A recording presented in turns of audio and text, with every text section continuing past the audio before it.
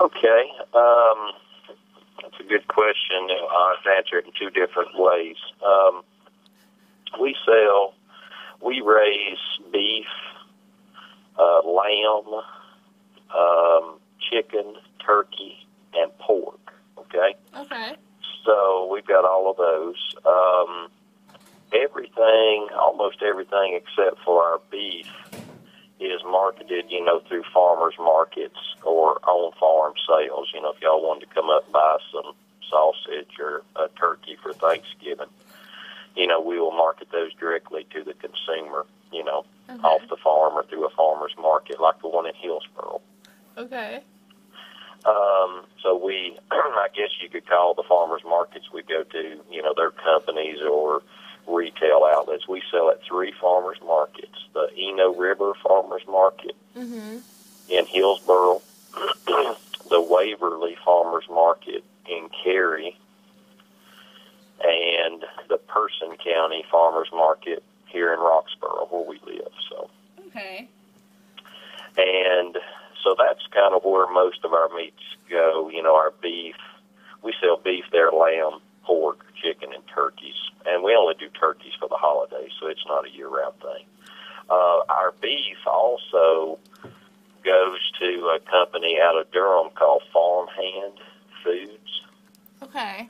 You can find them on the web, but basically what Farmhand does is they buy, actually live cattle.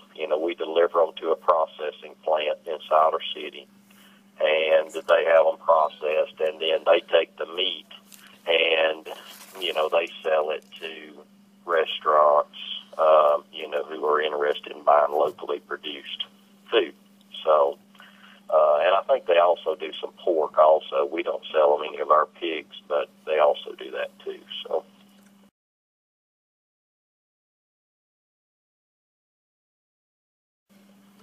Well, actually, this is going to be a complicated answer. But we actually do some of both, and that makes it, an interesting life for us. We actually sell, and I probably should have told you that in our first question, our lambs, we sell some of those live, into the, whatever you want to call it, the traditional marketing system.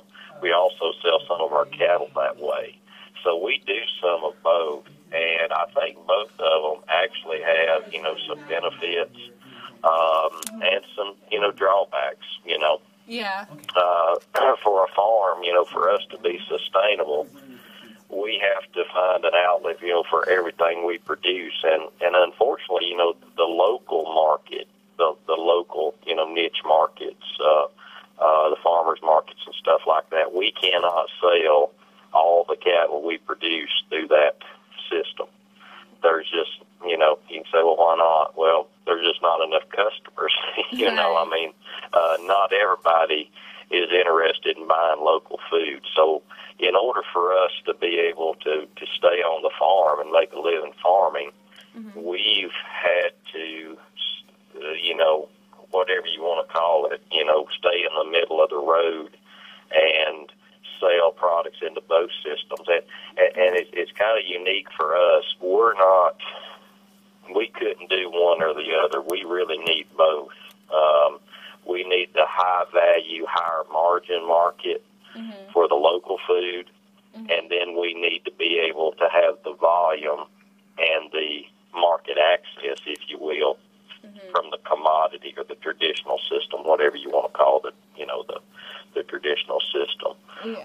But, when it gets, and I don't know what exactly the point of your paper is, if it's about animal, more about animal care or, what it is. But, I think there's no perfect system for raising animals. I mean, if you look at a pasture-based system versus a confinement or a feedlot, there's some give and take in both systems.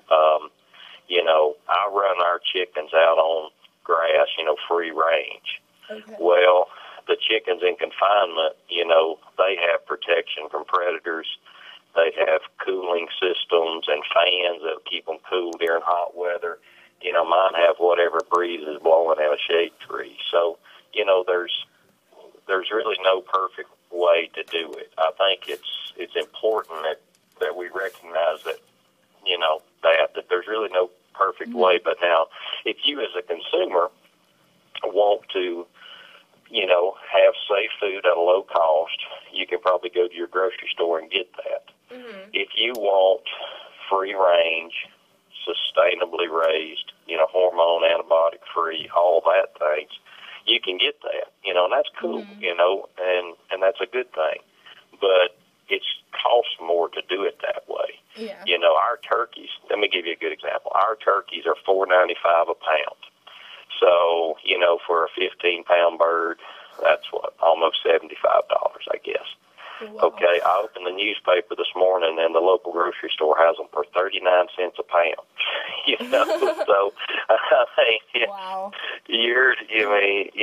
Of course, theirs were produced in a confinement, system, the traditional system, and I think it's important that we as citizens or consumers recognize that, even though we want to buy a Mercedes quality food, organic, natural, free range, some people can't really afford to do that, and they just want to buy a Chevrolet or a Ford, a lower, using a car as an example. I think it's good we have choices as consumers, that we can buy what we feel is important, but I think it's a danger when we have to say, well, you've got to do it this way.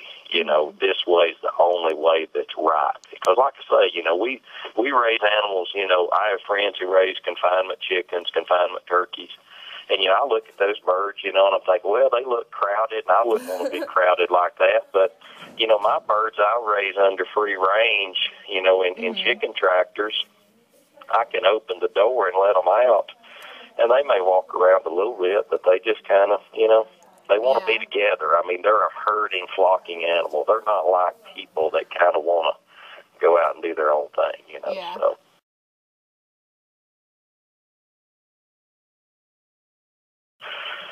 Oh boy, that's interesting, because I just bought my first iPad and I got my first my first smartphone last fall. So I'm a little slow on technology. Y'all could probably teach me a lot about that. So technologies we use on our farm, we utilize.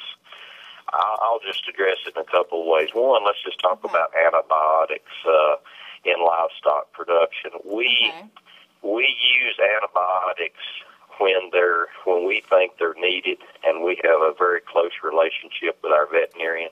Mm-hmm. We do not market our meats as antibiotic free. We do not routinely, and that's a key word, routinely use antibiotics. We don't feed antibiotics in the feed for growth promotion or enhanced performance. We don't use any type of, steroid implants in our cattle. So I make that point, especially on the antibiotics. If one of our animals gets sick, I do the same thing that I do. I go to the doctor and I get some antibiotics or, whatever, So we're not going to take that tool out of our toolbox. Right. Now, that doesn't mean, I've got a lot of tools in my toolbox, but I don't use them all every day. Some of them I never use, or very rarely. And we rarely use antibiotics because our animals are pretty much all born here. They stay here right until the time they go to the processor, except our poultry, we get in day-old chicks for that. So essentially they're almost born here. But, we just, and I think most farmers are that way. Mm-hmm. Antibiotics are very expensive. It's very difficult to use them, and but we don't use them in the feed. So that's a technology I'm going to say we use, but we use sparingly. Okay. And the other technology, we don't do any farming, cropping systems or anything. I know a lot of farms are using Jeep systems and different things on their tractors to plant their crops.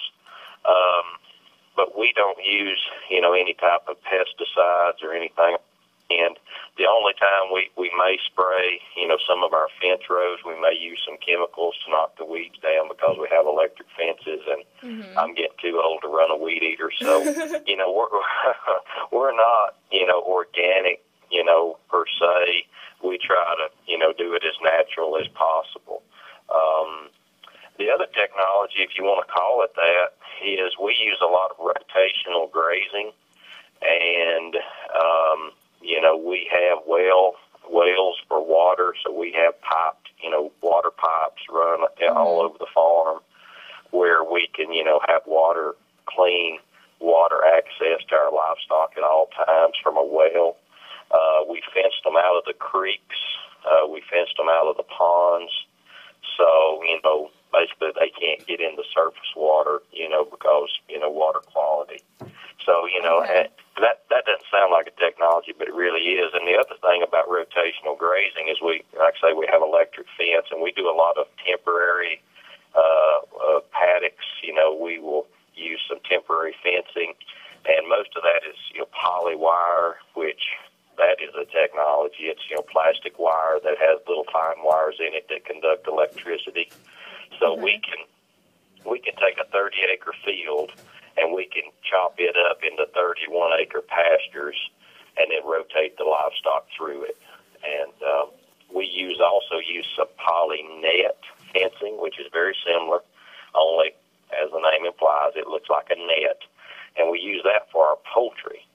And as you can probably figure out, that protects the chickens from ground predators because everything likes to eat chicken, not just us. So we, that's technology you probably don't think about. But if it wasn't for poly net, I probably couldn't have sheep. I probably couldn't have chickens or turkeys just because of predators. I mean, I could. I'd just have to have somebody pretty much shepherd and guard them, pretty much 24 hours a day. Or maybe a guard dog of some kind. A lot of folks have that. So, we utilize, of course, the Internet. We have a website. We're on Facebook. We're on Twitter. Like I say, I've got an iPad now, so we'll see what that does. And I guess that's, we maybe that's the technology we use. It's not real high tech, but it's something.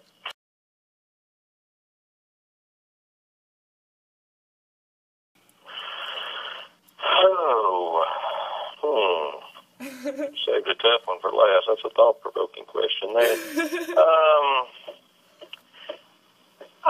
It would probably be a toss-up. I mean, I'm proud of the quality of our animals, the way we're able to raise our animals in a sustainable manner, and the quality of the meat product that we're able to produce. It's very rewarding to be able to go to a farmer's market, sell somebody some ground beef or a whole chicken or a turkey for Thanksgiving and have them come back and tell you that that's the best they've ever had. Whether it is or not, or maybe they just like me, I mean, who knows? But it's, apparently they like it because they keep coming back. So that part's pretty cool. And the only other comment I would have is, or reiterate, I guess, is when I say in a sustainable manner. And what I mean by sustainable is I think we're actually the grassland and the farms that we graze our livestock on. I think we're actually maintaining or improving the soil, the water, and the forage base that we have. So we're taking care of the resources that we're managing, and we're producing something that customers really want. And I think that's what we need to strive to do as all farmers, not just pasture-based or grass farmers. So.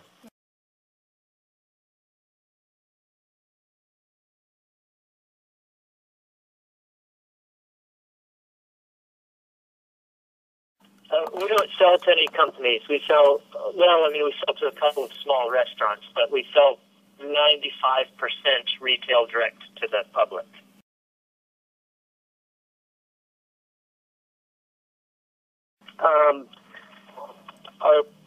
All of our animals are raised without confinement, so they're In the case of poultry, they're free range. In case of pork, we'd call it pasture raised. And our sheep and cows are all on pasture, of course.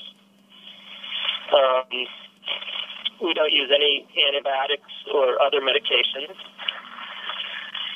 In the case of ruminants, they're 100% grass-fed. In the case of animal non-ruminants, that need to feed, we use locally milled feed. Our meat chickens get certified organic feed. We don't use any body modification, with the exception of castration. So, and I don't know how much you know about farming, but some farmers or conventional farmers use like beak clipping and tail docking, cutting off tails and pulling out of teeth in the case of pigs, ear notching and stuff like that. So we don't do any of those things, with the exception, again, of castration, just because you can get into some big trouble if you end up having mature males in with your cows or pigs or whatever. What else? We only go to animal welfare approved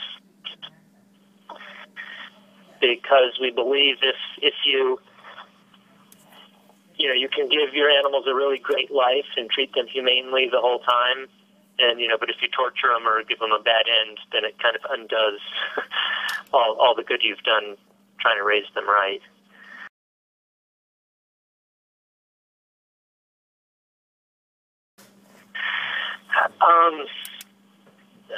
Basically, without trying to sound like a murderer or a saint or something, I just think it's the right way to do it. I mean, I would not raise animals in any other way. So it was either this way or not at all. So really a more conventional and more profitable way just was not ever an option. So for me, it's more of an ethical kind of moral decision. Okay.